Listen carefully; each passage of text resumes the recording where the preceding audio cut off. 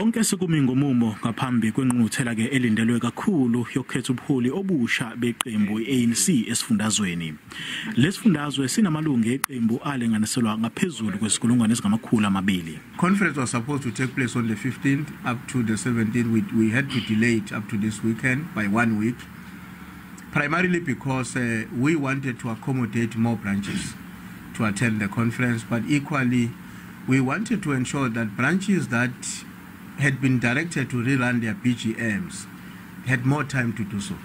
Kule nqungquthela ke kunesibalo esiphezulu sabagaqele isikhundla sokuba ngusihlalo weqembu esifundazweni njengoba ke kunamagama alenganiselwa ke okungenani kwayisithupha kepha ubuholi buthi lokhu akungabukwa ngokuthi ke kunoqhekeko eqenjini. There are people who survive when the ANC is divided, and the only way for them to be relevant in this coming conference, they have nothing, some of them, to offer in terms of where the NDR must go.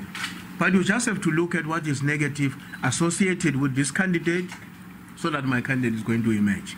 Untuli uthi zibe khona ke nokho izinselelo lobuholi beqembu ebekumele bubhekane nazo njengezibhelu zanguntulikazi ngonyaka odlule, udaba lomntutsiswano ngesihlalo sobukhosi endlunkulu kanye neCovid-19.